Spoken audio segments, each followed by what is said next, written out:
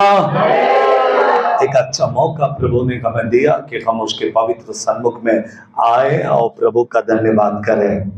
आमीन। पवित्र वचन में से निर्गम उसकी किताब 25वीं अध्याय, निर्गम की किताब उसकी 25वीं अध्याय में परमेश्वर के दास मूसा से परमेश्वर कहता है कि मेरे पवित्र भवन में कुछ वस्तु रखने के लिए है, तो एक दीप स्तंभ को बना।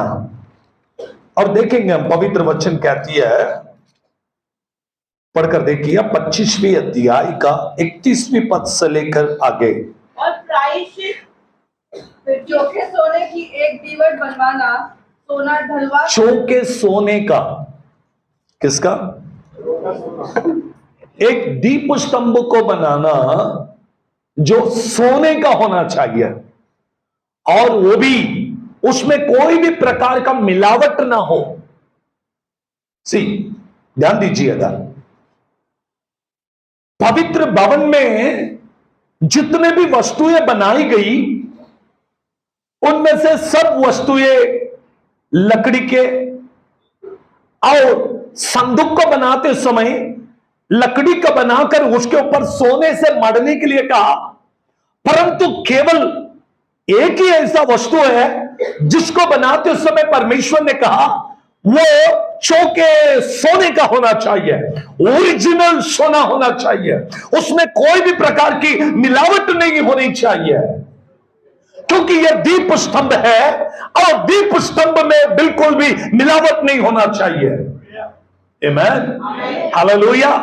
यह दीप स्तंभ हमेशा परमेश्वर के सामने जलती हुई होनी चाहिए, इसलिए उसे सोने से बनाना, सोने से मढ़ना नहीं, सोना ऊपर से लगाना नहीं, सोने का पानी पिलाना नहीं, पूरा गोल्ड में होना चाहिए, ओरिजिनल गोल्ड होना चाहिए।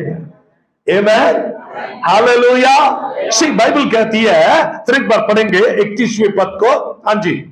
चौके सोने की एक दीवट बनवाना, चौके सोने का एक दीवट बनवाना, सोना डलवा कर दीवट पाए और डंडी सहित बनाया जाए। हालेलुया। वो जो दीप स्तंभ है उसमें डंडियां भी होनी चाहिए। वो दीप स्तंभ दिखने के लिए ओलीव के वृक्ष के समान हो, वो दीप स्तंभ नीचे से निकलते समय अकेला दिखना चाहिए। Hallelujah, hallelujah.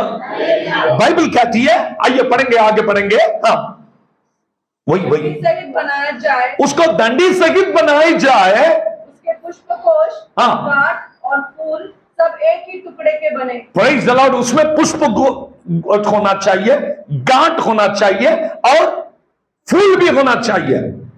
वो दिखने के लिए एक बादाम का वृक्ष में, एक बादाम के झाड़ के ऊपर जब फूल आती है तो जिस प्रकार वो दिखेगा, उस प्रकार से दीवट स्तंभ के ऊपर भी बादाम के फूल, उसके गांठ और भी उसकी डालियां दिखनी चाहिए। हालेलुया। कितना सुपर बाइबल में लिखा हुआ है, कितना अच्छा लिखा हुआ है। आज भी आप यरूशलेम को देखिए, आज भी आप मेरे किचन में हमेशा होता है ये 7 कैंडल्स का स्टैंड। हम ट्राई कर रहे हैं यहां पर भी बनाने का, लेकिन वो मिल नहीं रहा। आप लोग प्रार्थना कीजिए कि हैदराबाद में मैंने ऑर्डर दिया यहां पर लगाने के लिए। कई बार भी जा रहा तो वो ठीक से बनता है, कभी नहीं बनता, लेकिन हमने बनाने के लिए ऑर्डर दिया है हैदराबाद में, और वो बहुत शीघ्र आ जाएगा। आमीन, हालेलुया। ये 7 जो दीप स्तंभ है, इसमें से जो नीचे एक उसको आधार दिया गया है, आमीन, हालेलुया, प्रेज़ द लॉर्ड, जिसके ऊपर वो खड़ा हो, वो दिखने के लिए एक वृक्ष के समान हो, लेकिन उसकी डालियां भी होनी चाहिए और उसमें फूल होना चाहिए। हाँ जी, आगे पढ़ेंगे। हाँ जी। पुष्पकोश, गांठ और फूल सब एक ही टुकड़े के बने, सब एक ही टुकड़े का बनना चाहिए, और उसके किनारों से 6 डालियां निकले। उसके किनारे से कितना डालियां निकलना चाहिए? 6। एक तो एकदम स्ट्रेट होना चाहिए, और जो 6 है उसमें से 3 दाहिने ओर, 3 बाएं ओर होना चाहिए। और लेकिन जब ऊपर की तरफ आएंगे, ये सातों भी एक समान होना चाहिए। आमीन, प्रेज़ द लॉर्ड। इसके तीन रेवलेशन आज मैं आपको बताऊंगा, उसके 3 गुप्त बातों को बताऊंगा। क्यों परमेश्वर ने ये लैंप स्टैंड को पवित्र मिलाप वाले तंबू में रखने के लिए बनाया।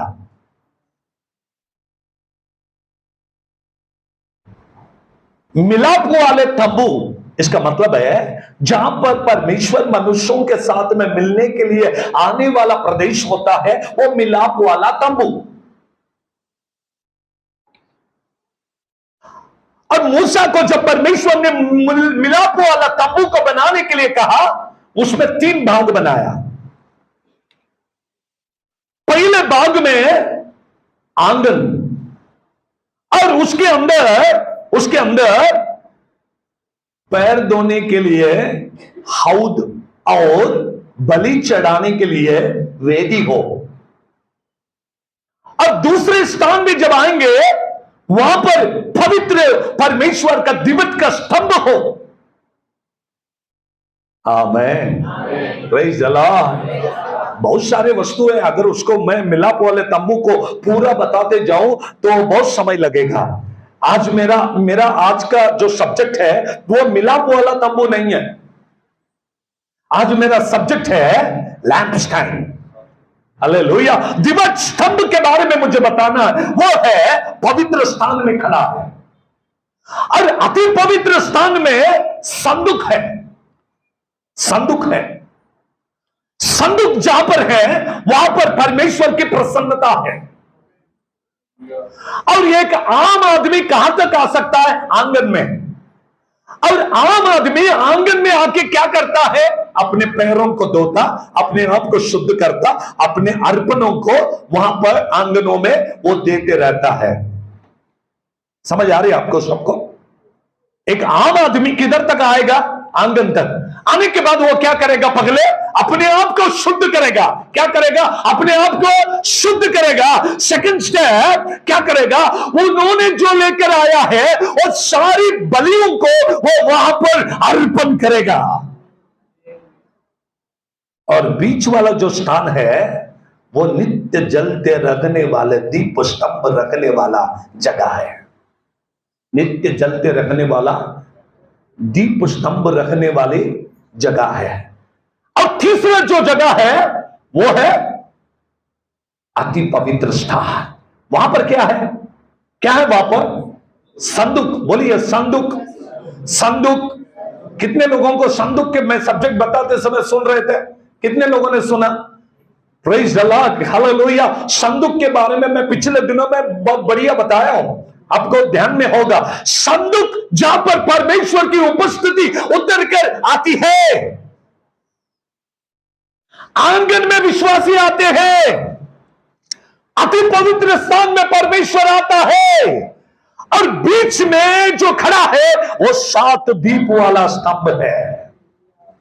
आमीन, हालेलुया। बाइबल कहती है, देखिए आप बहुत ध्यान से इन बातों को स्मरण रखना है। बाइबल आज हमसे कहने वाले बातों को बहुत ध्यान देना है। आपको वचन में लिखी हुई बातों को आपको स्मरण करना है, याद करना है। Hallelujah, praise the Lord, hallelujah, praise the Lord, hallelujah. सही बाइबल कहती है, पढ़कर देखिए, एक बार पढ़कर देखिए। हम परमेश्वर के वचन को याद करते हैं। जकरिया के ग्रंथ उसकी 4 अध्याय के 2 पद। The book of Zechariah, chapter 4, verse 2. उसने मुझसे पूछा, तुझे क्या दिखाई पड़ता है? मैंने कहा, एक दीवट है जो संपूर्ण सोने की है। हालेलुया। कहा जकरिया से परमेश्वर कहता है, क्या दिख रहा है? Praise the Lord, hallelujah, hallelujah. Zechariah कहता है कि मुझे एक दीप स्तंभ दिखाई देती है। आमीन, हालेलुया। और वो चौके सोने का बना हुआ है। किससे बना हुआ? सोने का बना है, सोने का दीप स्तंभ है, और दीप स्तंभ सोने का है और वो मुझे दिखाई देती है। आमीन। हाँ जी, आगे पढ़ेंगे। और उसका कटोरा उसकी चोटी पर है। चोटी पर क्या है? क्या है चोटी पर? 7 कटोरे लगे, 7 कटोरे, और उसके अंदर और उस पर उसके 7 दीपक हैं। Praise the Lord. वो कटोरे में दिया है, समझ में आ रहा है आपको? कटोरे में क्या है? दिया है, और वो 7 भी जलते गए, जलते गए। दीप स्तंभ है, ये जलते गए। आमीन। हम तो जलते दीप गए यीशु की ज्योति से,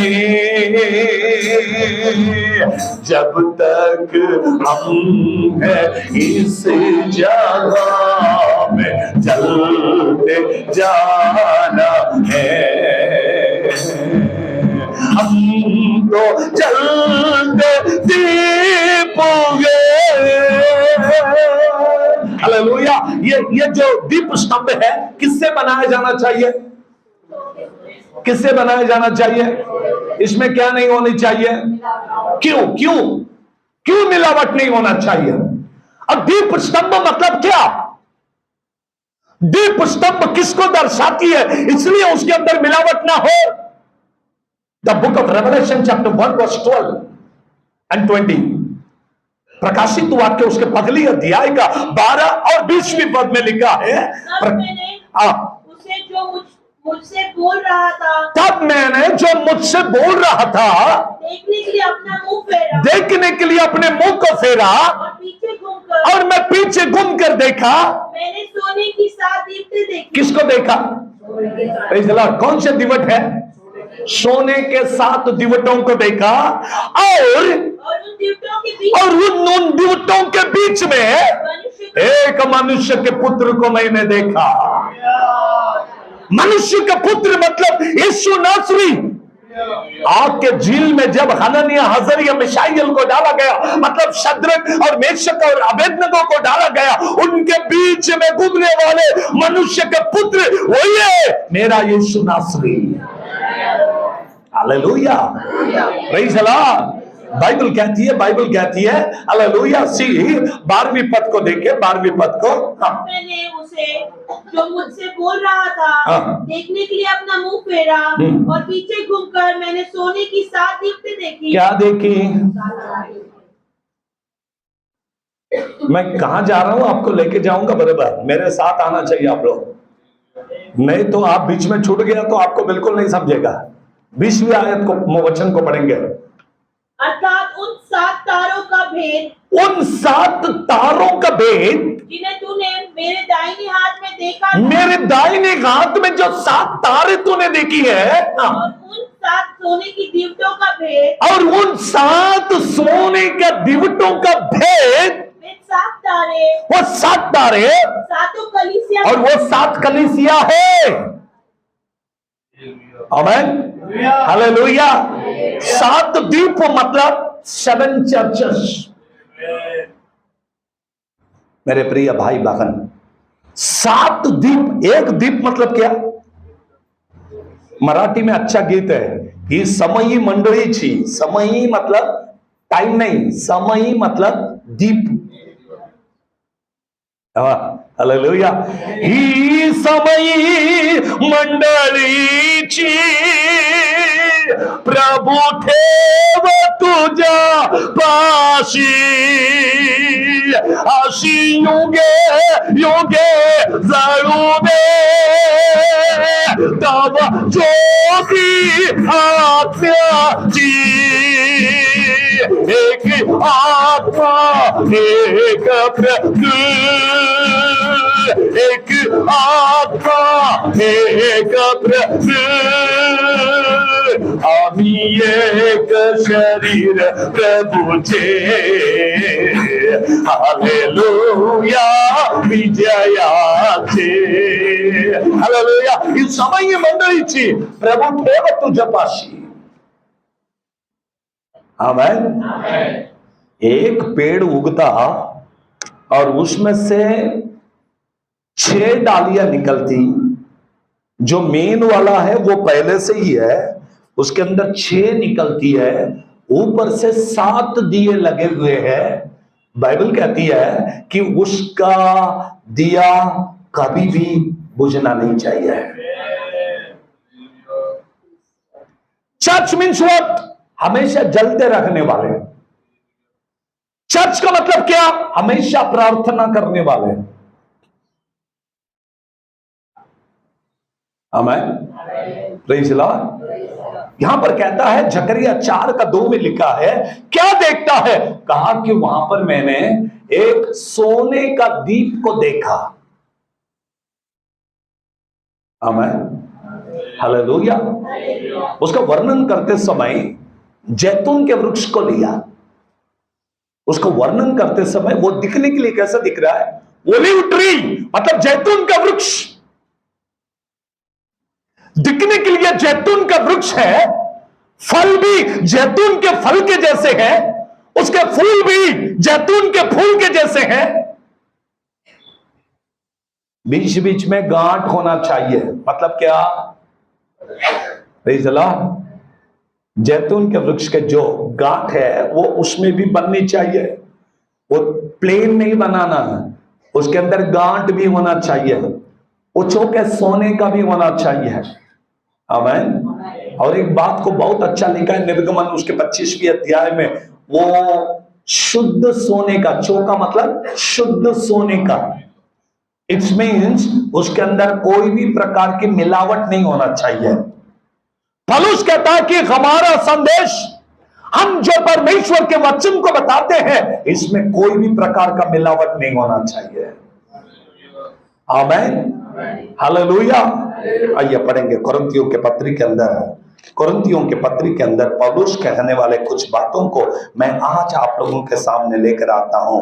वहां पर पौलुस परमेश्वर के वचन से कुछ बातों को कलीसिया को सिखाता है कि कलीसिया में क्या नहीं होना चाहिए। दूसरी कुरिन्थियों 4 अध्याय उसकी 2 पद। परंतु हमने लज्जा के गुप्त कामों को त्याग दिया। हमने लज्जा के गुप्त कामों को त्याग दिया और न चतुराई से चलते, और ना कि हम चतुराई से चलते हैं, और न परमेश्वर के वचन में मिलावट करते, ना कि हम परमेश्वर के वचन के अंदर कोई भी प्रकार की मिलावट को करते हैं। पहले वहीं पर देखेंगे 2 अध्याय का 17वीं पद, 2 कुरिन्थियों 2:17। क्योंकि हम उन बहुतों के समान नहीं। बहुत लोग आज परमेश्वर के वचन के अंदर मिलावट करते हैं। मैं कल रात में वडगांव शहरी में वचन बताते समय कहा, एफेसियों उसके 6वें अध्याय की 12वीं पद में परमेश्वर ने कहा कि तुम उन आत्मिक सेना के साथ में लड़ने के लिए तैयार हो जाओ। आज आपको शैतान के सेना से नहीं, आपको आत्मिक सेना से लड़ना पड़ेगा। उसका भी नाम है आत्मिक सेना, लेकिन आत्मिक सेना के सामने एक छोटा शब्द जोड़ दिया गया है, दुष्ट आत्मा की आत्मिक सेना। मतलब शैतान ने भी अपने लिए एक स्पिरिचुअल फोर्स को बना के रखा है। आज देखिए प्रभु का नाम लेके कितना डिनोमिनेशन, कितने लोग फूट फूट के सब आत्मिक ही है। किसको बोलना है ये गलत है, वो गलत है। और शैतान आपसे लड़ने के लिए सेना को तैयार किया है। उसको मालूम है अंधकार के सेना से तो हम लोग यूं लड़ लेंगे, हम दुनिया के सेना से यूं लड़ लेंगे, लेकिन हमसे लड़ने के लिए शैतान ने एक फोर्स को तैयार किया। कौन सी फोर्स है वो? क्या लिखा 6:12 में एफेसियों में? कौन सी सेना है? किसे? दुष्टता की आत्मिक सेना। देखिए कौन सी सेना? और ये दुष्टता की आत्मिक सेना क्या करती है? वचन में मिलावट करती है। क्या करती है? वचन में। हाँ, इनका काम दूसरा कुछ है नहीं। इनका काम वचन को मिक्स करना, वो इधर का वचन उठा के उधर डालना, उधर के उठा के इधर डालना, इधर का उधर डालना, ये मिक्सअप। मेरे प्रिय भाई और बहन, दूसरी कोरिन्थियों 2:2-17, दूसरी कोरिन्थियों 4:2, पौलुस कहता है हम वचन में बिल्कुल भी मिलावट नहीं करते हैं, क्योंकि यह जो दीप स्तंभ को खड़ा करेंगे, जो जलती हुई रहेगा, यह दीप स्तंभ का जो सोना है वो शुद्ध होना चाहिए। एक विश्वासी जो प्रभु के लिए खड़ा होगा वो शुद्ध होना चाहिए, उसमें कोई भी प्रकार का मिलावट नहीं होना चाहिए। आमीन। ये भी चलेगा, वो भी चलेगा, ऐसा भी चलेगा, वैसा भी चलेगा। आज कहीं भी जाएगा तो सब जगह मिलावट ही मिलावट है, मिलावट ही मिलावट है। दानियल ने स्वप्न देखा, स्वप्न के अंदर एक मूर्त को खड़ा हुआ देखा, दानियल की किताब में। उसका सिर सोने का और उसका छाती चांदी का और उसका पेट पीतल का, उसके पैर लोहे का और उसके तल पैर लोहा और मिट्टी का। उसका सर जो है, उसका जो सर है वो सोने का है। मतलब वो राजा नबूकदनेस्सर को देखकर कहता है कि तेरा जो शासन है वो शुद्ध है, बढ़िया है। लेकिन जो दूसरा भाग है वो चांदी का, वो मादी और फारसी को दिखाती है। दो भुजांग है, इसलिए एक मादी और दूसरा फारसी। और तीसरा जो पेट है पीतल का, वो यूनानी सरकार को दिखाती है। और जो लोहे का पैर है वो ब्रिटिश गवर्नमेंट को, रोम साम्राज्य को दिखाती है। रोमन्स बहुत कड़क थे, लोहे के जैसे। और उसके बाद जब तल पैर में आए तो वहां पर मिट्टी और सोना है। मतलब यहां पर कोई भी सरकार कड़क नहीं रह सकता, मिलजुल के ही रहना पड़ेगा। अब गवर्नमेंट में जाओ मिलजुल के, अब चर्च में जाओ मिलजुल के, अब परिवार में जाओ मिलजुल के। सब लोग क्या कर रहे हैं, कॉम्प्रोमाइज। फैमिली के अंदर भी हस्बैंड वाइफ कॉम्प्रोमाइज करके जी रहे हैं आजकल। चलेगा, क्या करेंगे, इसको छोड़ के मैं तो जा नहीं सकूंगा, अब जीना तो पड़ेगा, इधर ही मरना भी पड़ेगा, इसलिए कॉम्प्रोमाइज करके जी रहा है। चर्च में भी लोग ऐसे ही है, इधर छोड़ के हम जा नहीं सकेंगे, क्या करेंगे, कुछ भी हो, कैसा भी यहीं पर जीना है। ऐसे लोग जीते हैं। और कुछ पास्टर सच्चाई को नहीं बताते हैं। अगर बता दिया सच को बता दिया तो लोग कम हो जाते चर्च में। आमीन, प्रेज़ द लॉर्ड। कॉम्प्रोमाइज, आपको समझौता करना ही पड़ेगा। चर्च को बड़ा करना है ना, तो पास्टर को समझौता करना पड़ेगा। लेकिन बाइबल कहती है कलीसिया मतलब हमेशा जलते रखने वाला परमेश्वर का कलीसिया है। आमीन, प्रेज़ द लॉर्ड। क्या है कलीसिया? बोलेंगे क्या है कलीसिया?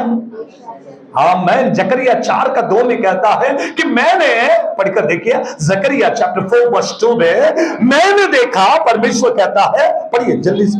हाँ, तुझे क्या दिखाई पड़ता है? क्या दिखाई देता है? मैंने कहा, एक दीवट है जो संपूर्ण सोने की है और उसका कटोरा उसकी चोटी पर है और उस पर उसके 7 दीपक है जिनके ऊपर बत्ती के लिए 7 नलियां हैं। Praise the Lord. 6वें पद को पढ़े, 4:6। तब उसने मुझे उत्तर देकर कहा, जरुब्बाबेल के लिए यहोवा का यह वचन है, ना तो बल से और ना शक्ति से, परंतु मेरी आत्मा के द्वारा ये पूरा होगा। आमीन, हालेलुया। आज का चर्च को शुद्ध बनाने के लिए बल से काम नहीं होगा। आज के चर्च को शुद्ध करने के लिए ना पराक्रम से काम होगा। आज के चर्च को शुद्ध करने के लिए, आज के चर्च को सीधा खड़ा करने के लिए क्या चाहिए? पवित्र आत्मा चाहिए। आपको जलना है तो पवित्र आत्मा चाहिए, आपको शुद्ध होना है पवित्र आत्मा चाहिए, आपको ठीक से खड़ा होना है तो पवित्र आत्मा चाहिए। आमीन, हालेलुया। देखेंगे revelation, the book of revelation, प्रकाशित वाक्य उसकी 11वीं अध्याय का 4थी पद को देखें, 11 का 4। हाँ, वे ये कौन है? जैतून के 2 पेड़ है। ये लोग कौन है? ये लोग कौन है? ये लगे हुए सुलगे गए हैं, इतना प्रकाशमान है कि लोग उनको देख के डर गए। साधारण लोग नहीं है, ये भविष्यवक्ता है, लेकिन बाइबल कहती है ये मनुष्य है। इनके बारे में लिखते समय कहता ये जैतून के पेड़ है।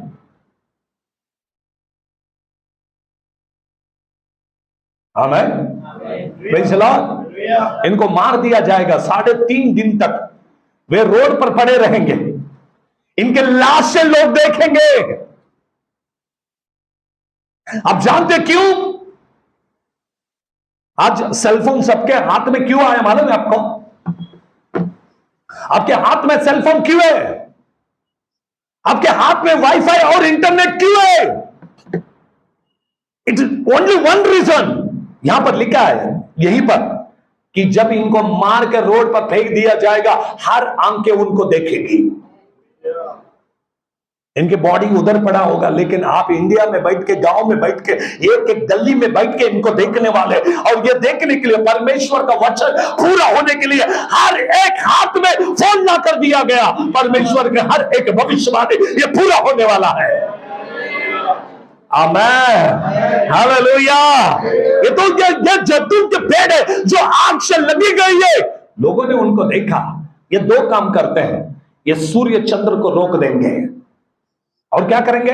ये पानी को लाल रंग में बदल देंगे। अब भयंकर लोग हैं, इनके प्रार्थना में उतनी शक्ति है। कुछ लोग कहेंगे ये एलिया है, और कुछ कहेंगे ये मूसा है, कुछ कहेंगे ये हनोक है। लोग चाहे कुछ भी कहे, मैं कहता हूं कि अंत के दिन में परमेश्वर ने खड़ी हुई कलीसिया का एक गवाह है ये 2 जैतून के वृक्ष। 128वां भजन संहिता में, भजन संहिता 128 का 3रे पद में लिखा है, 128वां भजन उसके 3रे पद में ऐसा लिखा हुआ है, खुले तौर पर परमेश्वर का वचन कहती है, हाँ, मेरे घर के भीतर, तेरे घर के भीतर तेरी स्त्री फलवंत दाखलता सी होगी। हाँ, तेरी मेज के चारों ओर हाँ, तेरे बालक जलपाई के पौधे से होंगे। Praise the Lord. कौन से फल? Praise the Lord, hallelujah. Marathi वाचा बरं बघू। तुझ्या माझघरात तुझी स्त्री जणू गाय द्राक्षीच्या सफळ वेलीसारखी होईल। तुझे मुले तुझ्या मेजाभोवती जैतूनाच्या रोपासारखे। जैतून के वृक्ष के समान तेरे बच्चे होने वाले हैं।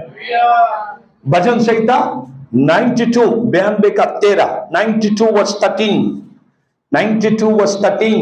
यहोवा के भवन में रोपे जाकर। कौन? वे मतलब, हाँ, वे परमेश्वर के भवन में रोपे जाकर हमारे परमेश्वर की आंगनों में फूले फलेंगे।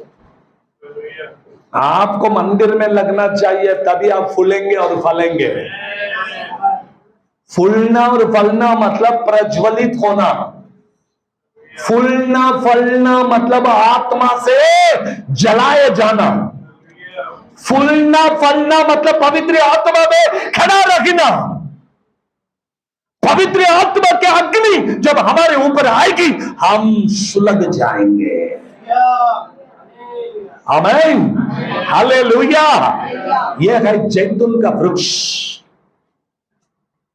कैंडल स्टैंड मीन्स क्या है मालूम है? जैतून का वृक्ष। और कौन है ये कलीसिया है। आमीन, प्रेज़ द लॉर्ड। और एक बात को हम परमेश्वर के वचन से देखेंगे, दूसरी बात की तरफ हम आगे बढ़ रहे हैं। वचन कहती है, the book of revelation, numbers 17 का 8 में पढ़ेंगे, 17वीं अध्याय का 8वीं पद, 17 का 8। गिनती की किताब 17वीं अध्याय का 8वीं पद। हाँ। मूसा साक्षी पत्र के तंबू में गया, जब वो साक्षी पत्र रखी हुए तंबू में गया तो क्या क्या देखा?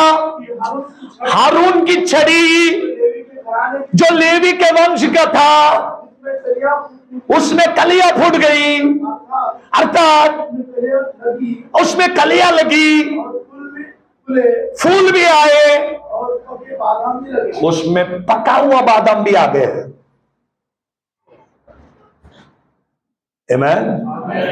इसको दुनिया से सब प्रकार का रिलेशन टूटा हुआ इसका। ये काट दिया गया हुआ डंडा है लकड़ी का, लेकिन फिर भी इसको कहीं से कोई भी कनेक्शन नहीं है। सूखा हुआ लकड़ी है, सूखा हुआ लकड़ी को कहीं से पानी भी नहीं मिल रहा है, सूखा हुआ लकड़ी है। इस लकड़ी को ना ही उसके ऊपर तेल डाला गया है, इस लकड़ी को मिट्टी से कोई लेना देना नहीं है, इस लकड़ी को पानी के बाजू में भी लगाया नहीं गया है, परंतु यह सूखी हुई लकड़ी परमेश्वर के भवन में लाकर डाल दिया गया एक ही रात में। Praise the Lord, praise the Lord. क्या क्या निकले उसमें से? फूल, कलियां, फूल, और केवल बादाम नहीं, पके हुए बादाम। और एक रात में कलियां आई, फूल लगे, और क्या हुआ? बादाम आ भी गए, बादाम पक भी गए। अगर तुम परमेश्वर के मंदिर में रहोगे ना, प्रज्वलित रहोगे, आमेन, केवल बादाम नहीं लगेंगे, बादाम पक भी जाएंगे। इसलिए परमेश्वर के दास कहता है, आमेन, परमेश्वर के भवन का एक दिन हजारों दिन दुनिया में रखने से एक दिन इधर रखना कितना अच्छा है।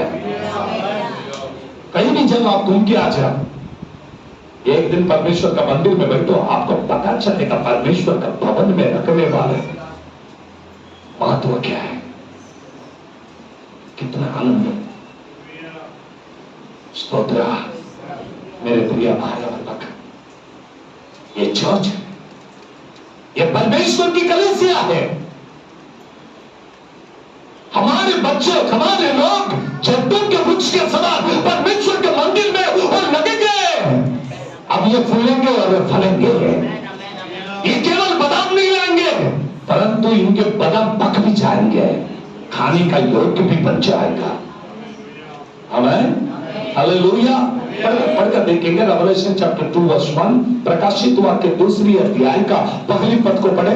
2 का 1, प्रकाशित वाक्य 2 का 1। इफिसुस की कलीसिया के दूत को यह लिख, एफेसस की कलीसिया के दूत को यह लिख, जो सातों तारे जो 7 तारों हाथ में पकड़ा है, अपने दाहिने हाथ में लिए हुए है, और सूर्य की 7 लूटों के बीच में फिरता है।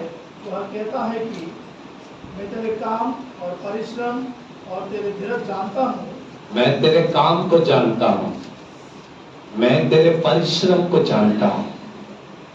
इसका हालेलुया। क्या क्या जानता हूँ? तेरे काम को जानता हूँ, क्योंकि मेरा परमेश्वर कलीसिया में चलते रहता है। दिवटों में चलता मतलब क्या है? कलीसिया में चलता है। एक व्यक्ति जब परमेश्वर के भवन में लग जाता है तो वो पहले सिंगल होता है। हारून की छड़ी को मंदिर में जब डाला, सूखा हुआ एक छड़ी था वो, लेकिन रातों रात उसमें फल लग गए, डालियां फूट निकली। आमीन।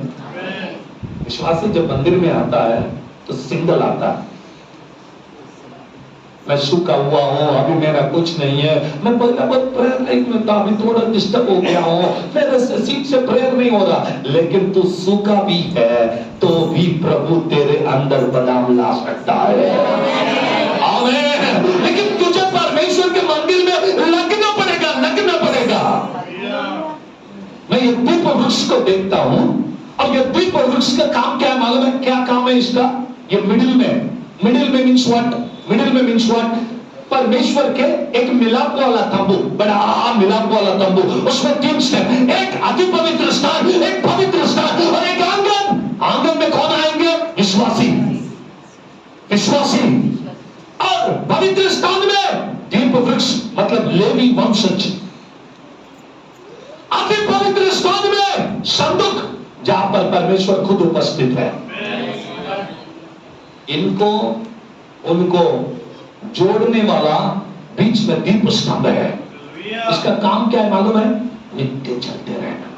बोलेंगे नित्य चलते रहना, नित्य चलते रहना। पुराना नियम में कहीं पर भी आप पढ़ेंगे तो केवल दीप स्तंभ के बारे में लिखा है कि मंदिर में रखने वाला दीप हमेशा जलते रखना चाहिए, नित्य जलते रखना चाहिए। लेकिन नया नियम में दीप स्तंभ के बारे में नहीं लिखा है, कलीसिया के बारे में लिखा है निरंतर प्रार्थना करते रखना है। इन ओल्ड टेस्टमेंट पुराना नियम में दीप जलते रहना है, नया नियम में नित्य प्रार्थना करते रहना है। जो आदमी हमेशा प्रार्थना करता है वो हमेशा चलते रहता है। आमीन। समझ में आ रहा है आपको? जो नित्य प्रार्थना करता है मतलब उसका दीप हमेशा लगा हुआ है। कुछ लोग कब बुझ जाते, कभी लगते, कभी बुझ जाते, फिर से लगते। फिर पास्टर का काम है उसको लगा, चर्च में आने के बाद उसको वापस प्रकाशमान करो। 4 दिन मुंह लटका के बनने का चल, क्या हुआ? मूड खराब है। चर्च में मूड खराब है, सौद्रा दीप स्तंभ का मूड कभी खराब नहीं होता। कचरा तो आते रहेगा, एक बार आपका दीपक लग गया तो वो कचरे को जलाकर राख बना देगा। हालेलुया, क्योंकि प्रभु आपसे प्यार करता है। हालेलुया। आपके रोग, बीमारी, कष्ट, वेदना, परिस्थिति कुछ भी हो, सब कुछ हटा देगा। मत्ती 5वें अध्याय में 4 से लेकर आगे देखेंगे हम। मत्ती 14 और 16 पद को पढ़े। मत्ती 5वें अध्याय 14 से लेकर 16 तक पढ़ेंगे। तुम जगत की ज्योति हो। तुम कौन हो? आमीन, प्रेज़ द लॉर्ड। अभी पुराना नियम में नहीं है दीप स्तंभ लाके रखने के लिए। अभी नया नियम में तुम खुद दीप स्तंभ हो। प्रभु कहता है कि मैं जगत में हूं, तब तक मैं जगत के लिए ज्योति हूं। मेरे बाद तुमको मैं लगा के जाऊंगा, तुम भी चलते रखना है। आमीन, हालेलुया। सास बहू के बीच में आग लगाने के लिए आया। एक ने मुझसे बोला यीशु मसीह झगड़ा लगाने को आया। भाई ऐसा नहीं लिखा। सास बहू के बीच में आग लगाना मतलब क्या? सास कहेगी बहू से ज्यादा मैं प्रार्थना करती हूँ, बहू कहेगी मैं सास से भी ज्यादा प्रार्थना करती हूँ। ये भी तो आग लग गया, इधर भी आग लग गया, दोनों दीप जलते हैं। एक ही घर में 2-2 दिया लगा हुआ है। आज यीशु मसीह आग लगाने के लिए आया। इसका मतलब क्या है? देखो मैं जा रहा हूँ, मैं तुम्हारे लिए भविष्यवाणी किया हुआ वो आत्मा को भेजूंगा। पेंटिकोस्ट के दिन प्रेरितों के काम 2वें अध्याय का पहले पद में वो आत्मा उतर के आया, उनके सरों के ऊपर उतर के आया। और जब पवित्र आत्मा उनके सरों पे मंडलाने लगे, ये पूजे दिए सब वापस से जलने लगे। आमीन, हालेलुया। अब मुझे बताना है, जो विश्वासी बाहर आ रहा था अपने हाथ पैर धोकर, अपने ऑफरिंग्स को देकर, यज्ञ चढ़ाकर, ऑफरिंग्स को देना मतलब अपने पास जो भी लाया वहां पर वो दे देता, बलि वेदी के ऊपर चढ़ा के जाता था। ये पुराना नियम। और अंदर वो था, बीच में एक लैंप स्टैंड, ये दोनों को मिलाने का काम करने वाला, प्रकाश देने वाला। आज हमारा काम क्या मालूम है? इन सब लोगों का प्रार्थना विनंती को प्रभु तक पहुंचाना। ये तो दुआ है, यही तो प्रार्थना है, यही तो होमार्पण है, यही तो बलि अर्पण है। इसको लेके वहां तक पहुंचाना। अब यीशु मसीह कहता बीच में कोई गैप की जरूरत नहीं है, डायरेक्टली। स्तोत्र, प्रेज़ द लॉर्ड, हालेलुया। पहले थिस्सलुनीकियों 5वीं अध्याय, पहले थिस्सलुनीयों 5वीं अध्याय का 17वीं पद कहती है, पहले थिस्सलुनीयों 5वीं अध्याय का 17वीं पद को पढ़े। निरंतर प्रार्थना में लगे कितने बार प्रार्थना करना है? मैं पिछले बार कहा, बिली ग्राहम से एक लड़का ने पूछा, साहब जी आप इतना बड़ा आदमी कैसे बने? आप जब प्रीच करते हैं तो लाखों लोग आते हैं। अब डी.एल. मूडी की किताब को पढ़िए, अब रिचर्ड ओलरन की किताब पढ़िए, बिली ग्राहम का पढ़िए, टी.एल. ऑस्बर्न का पढ़िए, मॉरिस शेरुलो का पढ़िए। इनके सबके इतिहास में एक ही है, प्रार्थना, और कुछ नहीं। बिली ग्राहम ने उस जवान लड़के को बुलाया और कहा, मैं शाम को तुझे बताऊंगा, शाम को। लड़का बिली ग्राहम को पानी और चाय देने वाला था, चाय और पानी फ्रेश होने के लिए पूरा देख रेख वो करता था। और उस लड़के को जब बिली ग्राहम साहब ने कहा कि शाम को आजा, मैं तुझे बताऊंगा, तो शाम में प्रीचिंग होने के बाद बिली ग्राहम अपने रूम में आया और उसको खाना दिया। खाना देते समय कह रहा है, साहब आप बताने वाले थे, आप इतना बड़ा आदमी कैसे बना? तो बिली ग्राहम कहा, मैं 3 बातें बताऊंगा। ये दौड़ के गया, एक पेन और नोटबुक लेके आया, लिखने की शुरू। 3 पॉइंट बताएंगे, 3 पॉइंट्स। बोले बताइए, लिखता हूं मैं। पेन लिया, लिखने लगा। बोला फर्स्ट पॉइंट प्रार्थना। अब सेकंड क्या है? वापस से बोला प्रार्थना। बोले ये कौन सी प्रार्थना?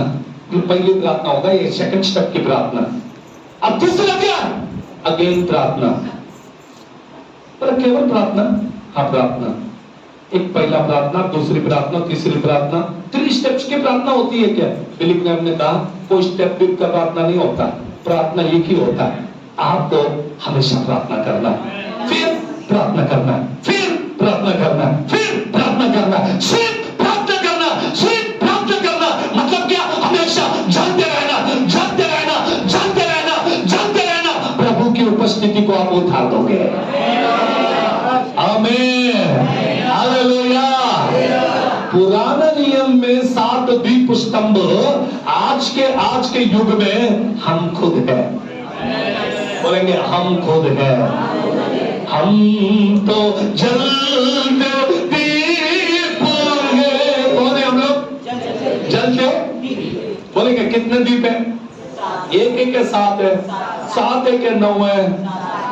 आपको मालूम है जब राजा सुलेमान ने मंदिर बनाया ना, उसमें 7 दीप स्तंभ को तो खड़ा किया, लेकिन उसके साथ में दीपकों को भी खड़ा किया। मिलाप वाले तंबू में केवल 7 दीप का स्तंभ था, लेकिन सुलेमान के मंदिर में दीप ही दीप थे। हर जगह दिया लगा के रख दिया।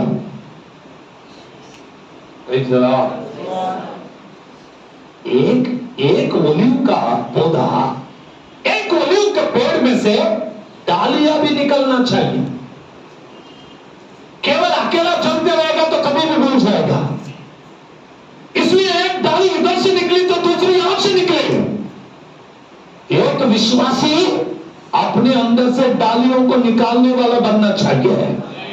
एक विश्वासी अनेक विश्वासियों को जन्म देने वाला व्यक्ति बनना चाहिए। एक विश्वासी बुझे हुए और भी दीपकों को जलाने वाला व्यक्ति बनना चाहिए। बपतिस्मा लिया तभी भी मैं अकेला था, अभी भी मैं अकेला ही रहूंगा। और बहुत लोग तो इतना होशियार हो गए, उनका जीवन में एक ही है, मैं और मेरा घर। क्रिश्चियन लोग बहुत होशियार हो गए आजकल। इनको नाश होने वाले आत्मा से कोई भी लेना देना नहीं होता।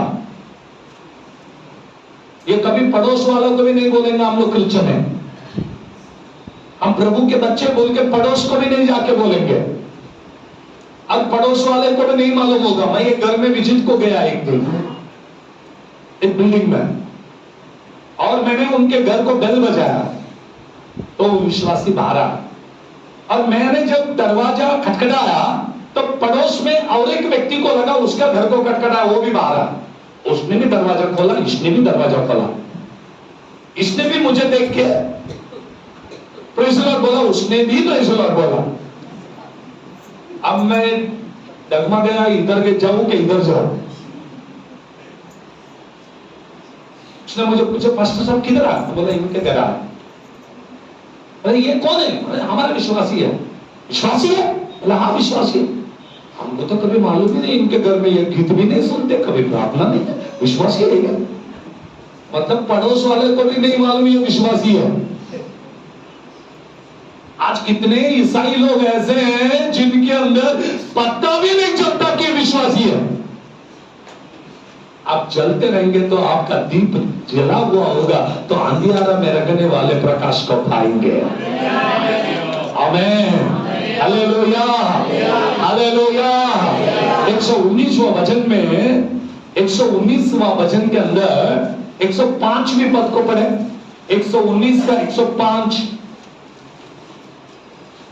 जल्दी पढ़िए। पाँव के लिए दीपक, हाँ। और मेरे मार्ग के लिए उजाला है। Praise the Lord, hallelujah. क्या है? तेरा वचन मेरे पाँव, तेरा वचन मेरे पाँव के लिए दीपक, दीपक, और मेरे मार्ग के लिए उजाला है। प्रेज़ द लॉर्ड, मेरे मार्ग के लिए उजाला है। आमीन। क्या है तेरा वचन? वचन, वचन, वचन। जिसके पास नहीं है वो अंधेरे में चले। कुछ लोग बोलते पुराना नियम में कैंडल स्टैंड था। इस हफ्ते में एक अंकल मुझे मिला रोड पे, मैं गाड़ी में बैठा था। मैंने कहा अंकल प्रेज़ द लॉर्ड। बोला हाँ प्रेज़ द लॉर्ड। बोला आपके घर में आज प्रेयर है? बोला हाँ है ना। बोला कौन आते पास्टर? तो वो मेरे फ्रेंड का नाम बताया। बोला वो पास्टर आते हैं। बोला आप नहीं बैठे? बोला मैं नहीं बैठता हूँ। बोला क्यों नहीं बैठते? तुम्हारे लोग कैंडल नहीं लगाते ना, इसलिए नहीं बैठता हूँ। मैं बोला अंकल अगर कैंडल लगाए तो आप बैठेंगे? बोला हाँ बैठूंगा। मतलब मैं पास्टर को बोलूंगा कैंडल लगाने के लिए कि एक कैंडल लगाने से अगर एक आदमी आते हो तो लगना दो, उसको बाद में से बताओ ये कैंडल जो है वो पिघल जाएगा, खत्म हो जाएगा। आप ही अगर कैंडल बन जाएंगे तो आप कभी पिघलेंगे नहीं, खत्म होंगे नहीं। ये दुनिया का कैंडल नहीं, प्रभु आपको कैंडल बनाया, आपकी प्रभु को चाहिए। Praise the Lord, hallelujah. एक बात को याद रखिए, कैंडल को देखिए, जब वो सुलगाते उसको लगाते हैं ना तो क्या होता है? वो पिघलता है। बोलिए पिघलता है। हाँ या ना? अगरबत्ती को आग लगाइए, वो क्या होता है? राख होता है। क्या होता है उसका? हाँ, प्रेज़ गॉड। वो अपने आप को खत्म करता है। लेकिन एक अगरबत्ती लोगों को खुशबू देती है, एक मेणबत्ती लोगों को उजाला देता, अपने आप को खत्म करता। विश्वासी हम भी ऐसे ही होना चाहिए। हम अपने आप को खत्म करें परंतु लोगों को उजाला दें। लेकिन आज का विश्वासी क्या है मालूम है? अपने आप को जिंदा रखना चाहते हैं, ये मरने को तैयार ही नहीं। पौलुस कहता अब जीना मसीह, मरना लाभ है। अब मैं जीऊंगा तो प्रभु के लिए जीऊंगा। अभी मैं जल गया, मैं बहुत लोगों को उजाला दूंगा, ये नहीं कहता। मैं अकेला ही चलूंगा, घर में भी, समाज में, कलीसिया में। एक विश्वासी बपतिस्मा लिया तब से अकेला ही। शादी हो गया तो 2 हो गया, 2 के बाद 4 हो गया। उसको बोला अरे अकेला कब तक रहेगा? वो कहता नहीं मैं 4 हो गया ना, अभी बस हो गया। इसके जीवन में ये 4 ही उसका कैंडल स्टैंड है। भाई ये कैंडल स्टैंड नहीं है, आपका बीवी एक सेपरेट कैंडल स्टैंड है। आपके बच्चे भी एक एक दीप स्तंभ है। उनके अंदर से भी एक क्या निकलना चाहिए? ब्रांच निकलना चाहिए। बोलिए एक ब्रांच निकलना चाहिए। एक व्यक्ति साथ होना चाहिए।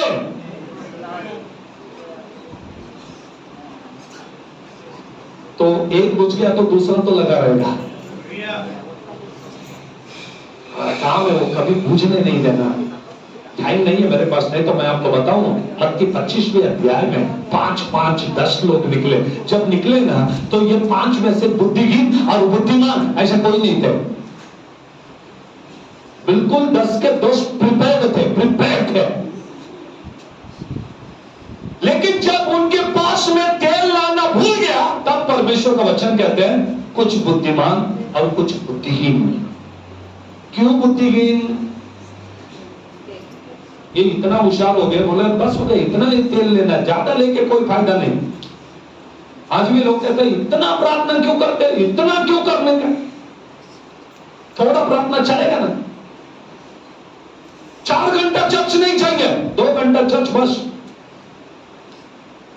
बहुत सारे विश्वासियों को संडे का एक दिन भी प्रभु को देने के लिए मन में धक दो होता। एक दिन छुट्टी है, वो भी दिन प्रभु को दे, एक दिन छुट्टी है।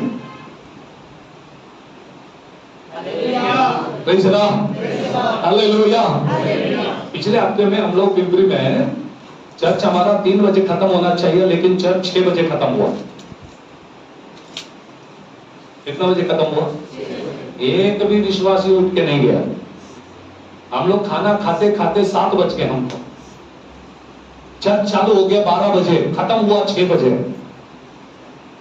मुझे लगता उत्तम नगर में लगा दिया तो यहाँ के सब लोग चले जाएंगे, मैं अकेले बैठूंगा इधर। यहाँ के विश्वासी बोलेगा आप कर लो ऐसी आराधना, हमको नहीं करना है, हमको भूख लगी है। सुबह से लेके लोग फास्टिंग में आके बैठे हैं। मैं यहाँ से उधर गया, जाते सर मैंने माइक डाउन करना बंद कर दिया। मैं प्रीच कर रहा हूं, मेरे प्रीचिंग हो नहीं रहा। मैंने कहा someone is there, कोई तो आया है जो मुझे रोक रहा है। आमीन, प्रेज़ द लॉर्ड। पिछले 10 साल में मैंने जो नहीं देखा, उससे पहले नड़े नगर में जब हमारा चर्च था तो वहां पर ऐसे काम होते थे। इस बार 10 लोग शायद सब दुष्ट आत्मा से नाच रहे। मैं इधर वचन बता रहा तो वो वहां से चिल्ला रहा, यहाँ से वचन बता रहा तो बालकनी से चिल्ला रहा। सब उठ के खड़े हो गए। मैंने कहा मुझे मालूम है, जैसे मैं इधर आया मैंने तुझे देखा, हालेलुया। मैंने तेरे गंध को पहचान लिया कि तू अंदर आ चुका है, लेकिन आज मेरा प्रभु ही जीतेगा। अरे जहां पर दिया जला है ना, वहां पर अंधकार नहीं रुकेगा। मैं आपसे कहता हूं मेरे प्रिय भाई और बहन, उत्तम नगर के चर्च भी वैसा हो, परंतु क्या करें, मेरे पास टाइम कम है। जब पहले शुरुआत में मैं उत्तम नगर में आया, शुक्रवार का प्रार्थना रहती थी, तो पता है 6 बजे शुरू करते, रात को मुझे जाने के लिए 12-1 बजता था।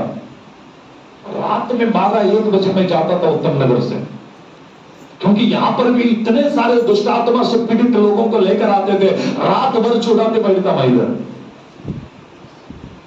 तो आप ये नहीं बोलेंगे कि उत्तम नगर में नहीं है, उत्तम नगर में भी बहुत है।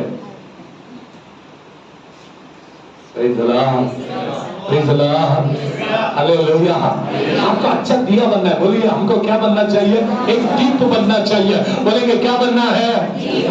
अकेला नहीं जलना है, और ब्रांचेस आना चाहिए। आएंगे क्या नहीं आएंगे? Praise the Lord. आंगन में रखने वाले विश्वासी के बारे में, प्रभु के पास प्रार्थना करने वाला, बीच में खड़ा रखने वाला, सोने का कैंडल का काम क्या है मालूम है? आंगन में रखने वाले विश्वासी के प्रार्थना को अति पवित्र स्थान में रखने वाले, परमेश्वर तक पहुंचाने का काम करने वाला व्यक्ति होता है जलने वाला दीपक। समझ आ रही है आपको? हमारा दायित्व क्या है मालूम है?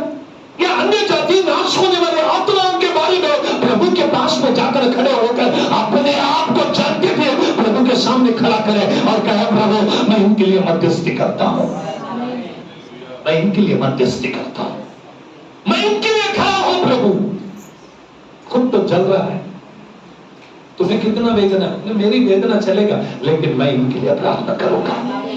मैं चलूंगा लेकिन मैं मध्यस्थी करूंगा।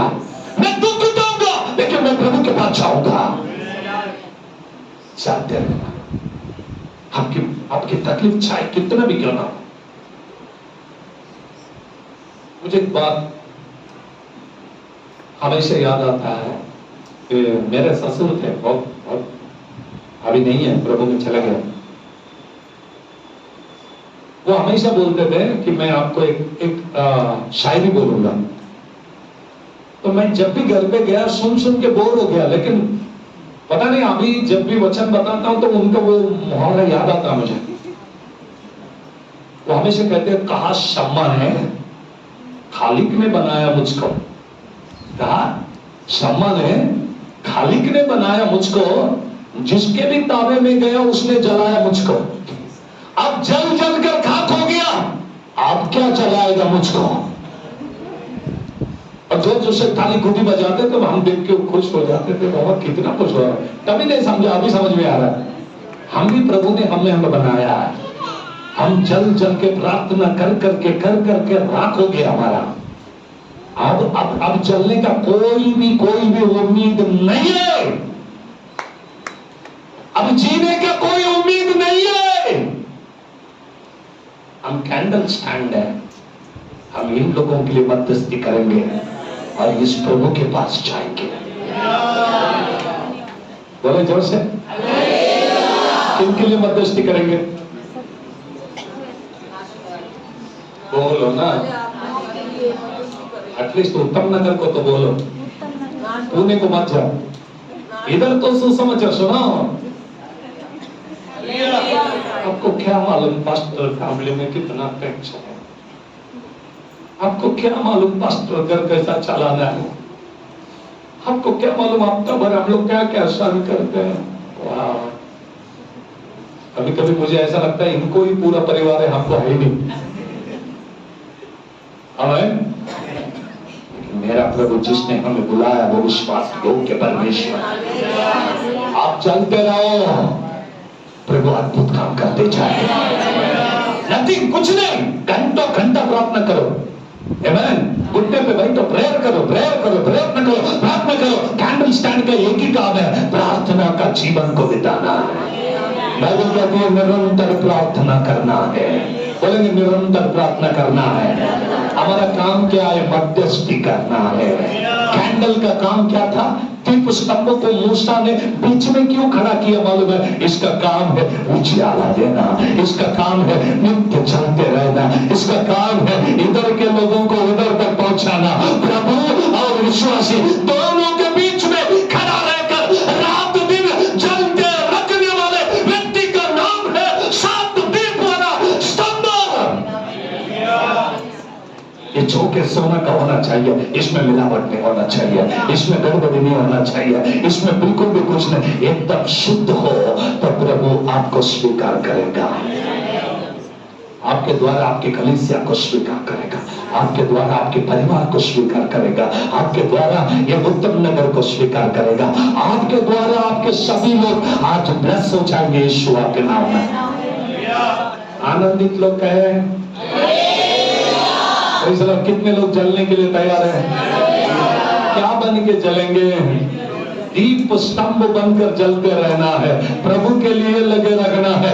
मैथ्यू चैप्टर 5 में यीशु मसीह ने कहा तुम जगत की ज्योति हो। हालेलुया, तुम जगत के ज्योति हो।